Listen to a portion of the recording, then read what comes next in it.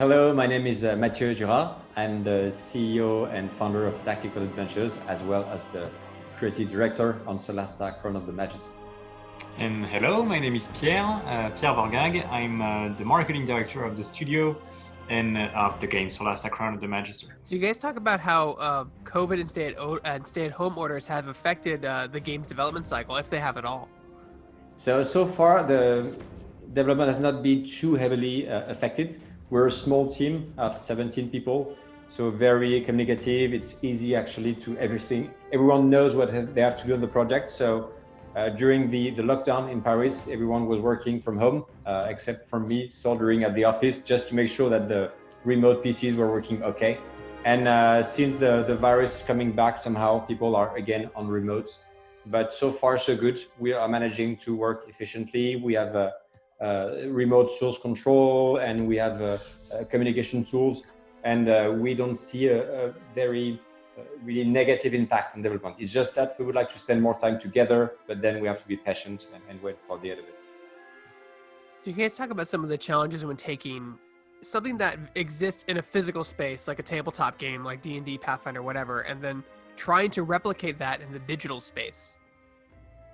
So what I've been looking at when I started this project, well, I started the prototype in my garage alone, and I felt that tabletop RPG were implemented like at 70-80% to video games, and the missing 20-30% was about flying around, having the ability to levitate, pushing enemies down a pit, and usually it was too complex to implement in a video game. So what I tried to do is to create a simulation using 3D cubes to actually being able to implement like 90-95% of the rule set, to make just not to, because it's not like an achievement in itself to do that. It's just that it makes more interesting and fun situations when you can use all the arsenal and spells, item, monsters that you can find in D&D.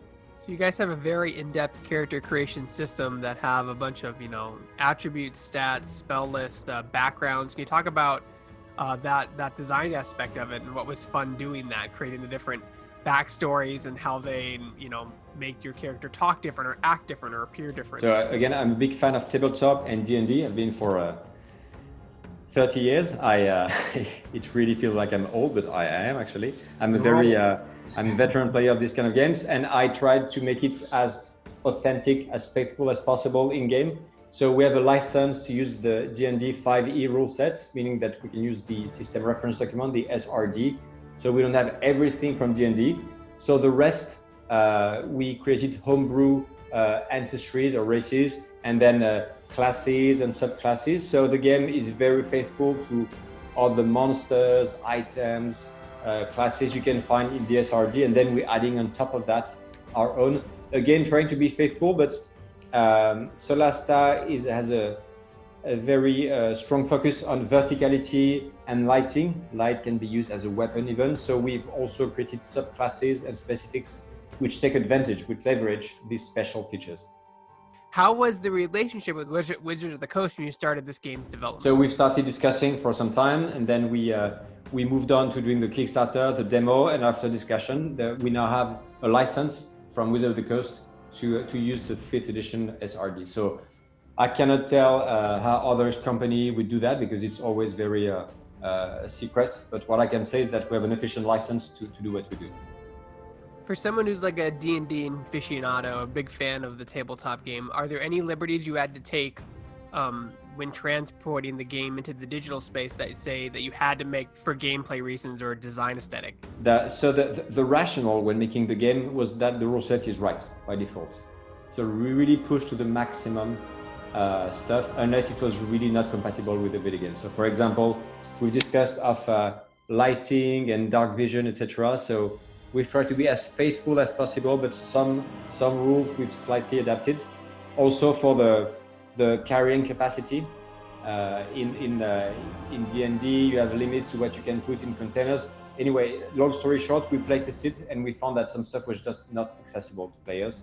So we have simplified and streamlined some elements on encumbrance and lighting, but for the most part, we try to be as faithful as possible. And in a way, instead of attempting to adapt tabletop to video games, we try to adapt video games to tabletop. That's somehow the philosophy of the studio.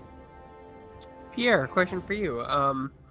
What are some of the challenges when trying to get your game out there, trying to get people understand that this game exists? I mean, I know Baldur's Gate 3 is kind of what everyone's talking about right now, but what are some challenges on your side to let people know that, hey, our game's an RPG with 5th edition rule set that's kind of cool too? What are some of the challenges of getting that out there into the world? I don't know if it's a challenge, but it's more of core competencies that we have at the studio. And the first one is probably humility, knowing that actually it's our first game. It's a small team, but very willing.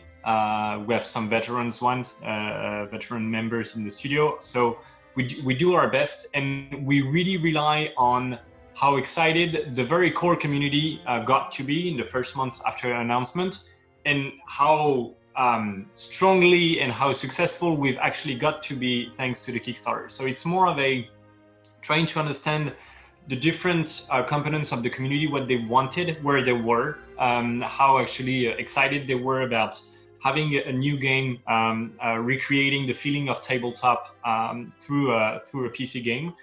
And then also understanding that actually competition are not the enemy, but rather, and we got to experience that during the Kickstarter, that was amazing, an amazing feeling.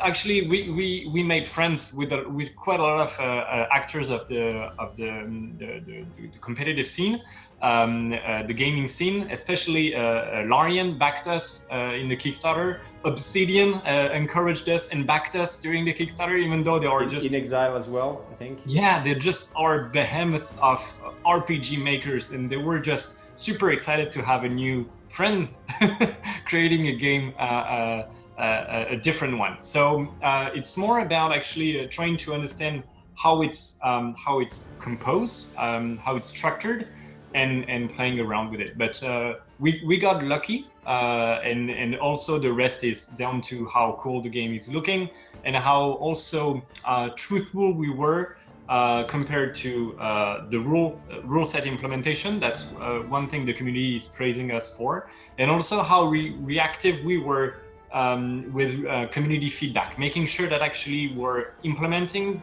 taking into consideration what the community is requesting, so that actually we make a better game with them. Matthew, in the early 90s, isometric RPGs kind of ran everything. They were like, the buzz. They were the pop culture of like PC gaming. Then they went away for a long time when consoles started to dominate the market, because publishers were telling developers that, people don't want to play isometric RPGs anymore. They want to play 3D games and platformers and first-person shooters. But now we're seeing a huge resurgence these last few years. Why do you think that is? Well, I guess tabletop has become a big thing again, especially with board games renaissance in the past 10 to 15 years. And it's become like a pop culture to see a grid and this kind of view.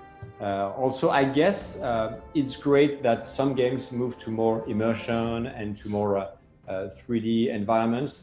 But also, if you want to understand tactics, top-down perspective, I think it's the best to figure out how to use your character's abilities. So I would say that the more you get into understanding tactics, strategy, the more it's logical to come back to this asymmetric perspective. Your game has a really unique system, is where you have a party of people that you all create. You create each member of your party, so you're not running into pre-scripted NPCs that are pre-built classes that you join you. You actually make them. And then when you're in conversations or in areas where you need a wisdom check or a persuasion check, it automatically goes to the person with the highest persuasion or wisdom, exactly how you would in the tabletop game if someone was trying to attempt to do something like disarm a trap. How come we haven't seen that in an isometric RPG before until now? Well, I don't know. I guess people think that it's important to center around the player. Well, I think what we do differently is that the player is not playing a character, the player is playing a party.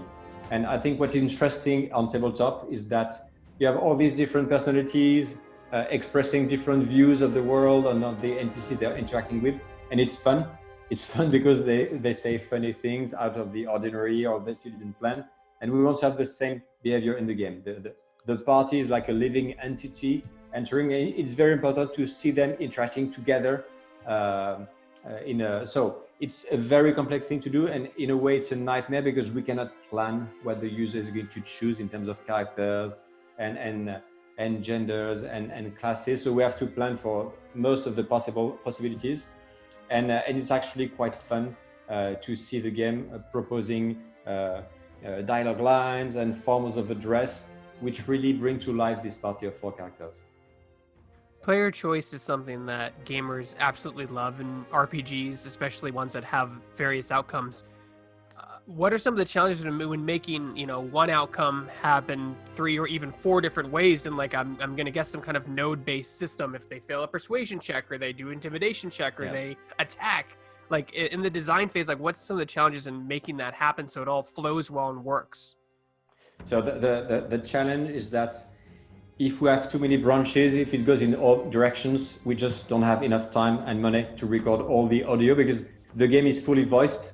Either your characters or the NPCs, everyone is speaking, to reduce the bandwidth for the player. Just you can concentrate on the immersion of the cutscene. So we cannot go too far, but yes, one of the first things we did when starting the project was develop a dialogue edition tool, a visual tool, to see boxes with all the different connections and how you can rebranch and do everything, how you can parameterize animations, cameras, so that we have this one big tool to create all the dialogues. But in the end, it's a great tool, but if you create 1,000 boxes in one graph, it's going to be hard to manage. So we have to find a balance between using all the personality flags and backgrounds and options without making the game impossible to release, because it's just too complex for a team of 17 people.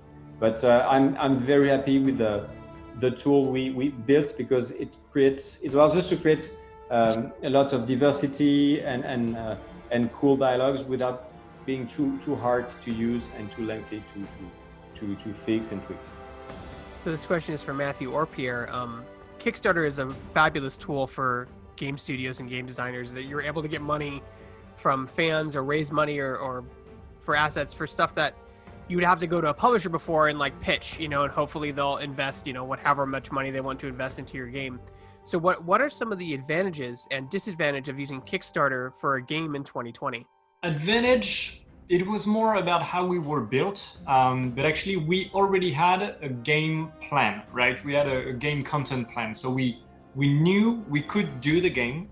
What we wanted to do with Kickstarter is make it bigger. So that was the promise all along. We promise you we'll do something and it's going to be cool. With you, it's going to be even cooler. So that's the advantage of the platform. It works, it propagates the information in the right way.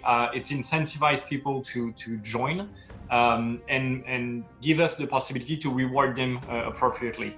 One of the downside of it is not really due to the platform, but how people have used it in the past.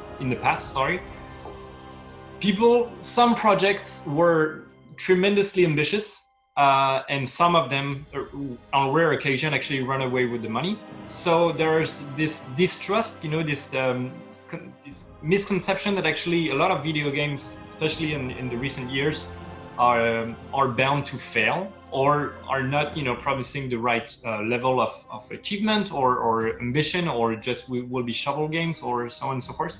So it's about the credibility. When you announce a game 2.5 months ago, and you go directly on Kickstarter, people have to trust you.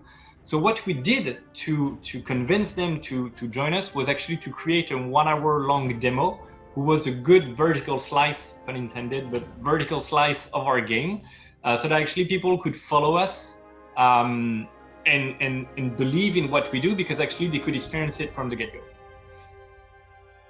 I don't know if Mathieu, you had other ideas about No, using... I guess it was very early. One of the difficulties for the marketing is that when you do a demo at this stage, you're going to reveal lots of stuff on the game. Yeah. So somehow you're spoiling all the surprise you could get for a proper announcement later on.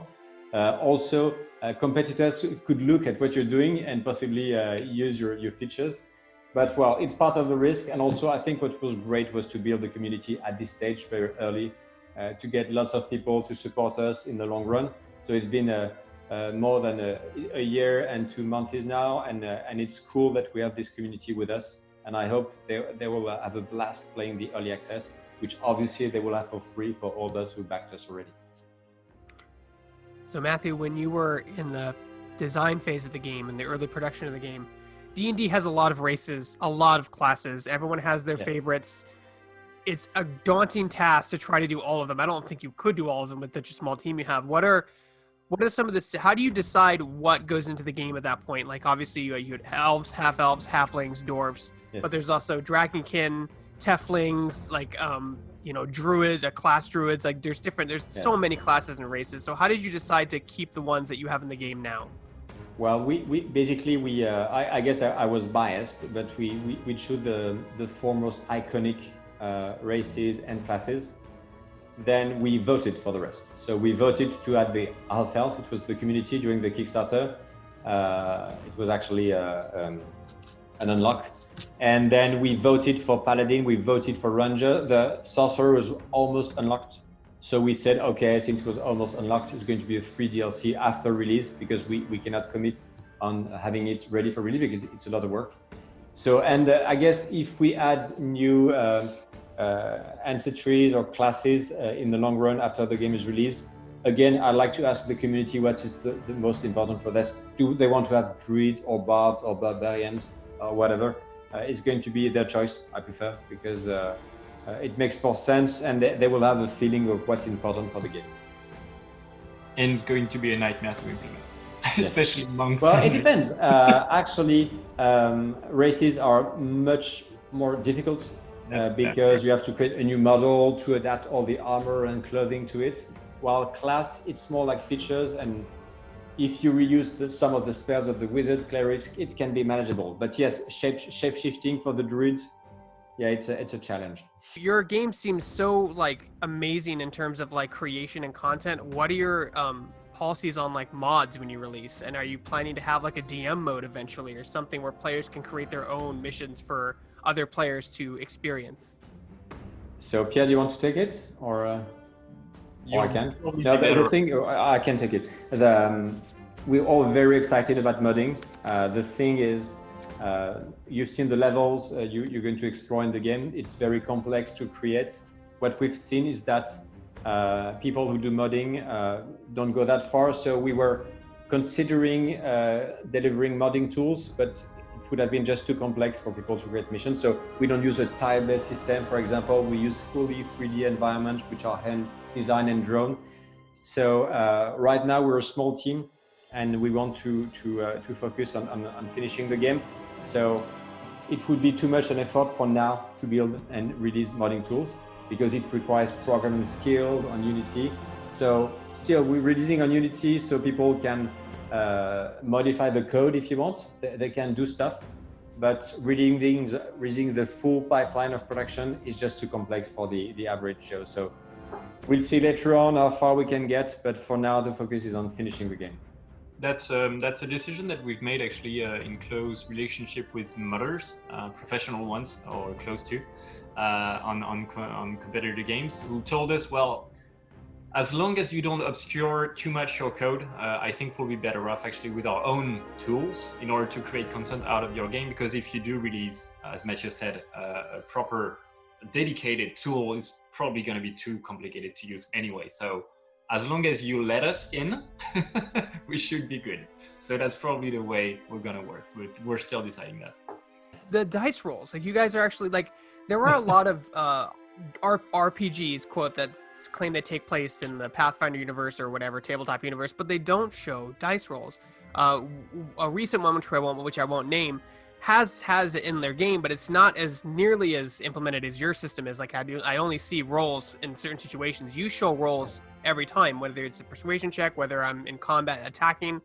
That's great. That is absolutely fantastic. How come we haven't seen that done to that level before? I guess there's a question with the dice rolls of how to show them without slowing down the game, so at the proper speed and rhythm. So right now we don't have a slider to change the speed to take more time to watch the roll, but maybe it's something we can add. But I actually did it myself, and I think we have the right timing to show them in combat without slowing down the rhythm. But I guess it's just you have to. Well, we spend a lot of time on the UI, on optimizing it to make it look modern, not too invasive. And I guess it went in par with integrating the dice. So we did lots of research. We had several steps. First, we did it in 2D, then we moved to 3D. So it just takes time and effort, and the willingness to actually include the dice because it's cool. And actually, when we played the demos together with the team at the start, everyone was looking at the console. Oh, he rolled a 1, he rolled a 16. It was so funny to make fun of the one playing because he missed his roll. So I thought there was something unique which had to be pushed forward in the game. So I think failing is fun, provided it's showed in an interesting way on the screen. Where can people go to help support your game in general? Like, where can they go to like, I mean, it's going to be in early access very soon. Where can they go to help? You know, can they wishlist it? Where can they go to buy it? That kind of stuff. Okay. So the first place, of course, is Steam. Steam has always been a strong partner. We don't have any exclusive with them, but it's the platform we favored for our first launch. So wishlist is really, really important for us. To be able to talk with the ones that are expecting the game, of course, but also in the way Steam works, so that in terms of how we are discoverable. Then our social media, especially the Discord server, is really, really used, and it's going to be intensely used in early access as one of the primary sources of feedback, along with our forums. We have very well-structured forums on our website, which will allow people to actually address all feedback, improvement, things that they want to see added or made differently in our game. So that's another way of supporting us, just showing that actually people are there expecting us, or just wanting the game to be even better. That's huge for us. So I would say those 3 places are the main ones.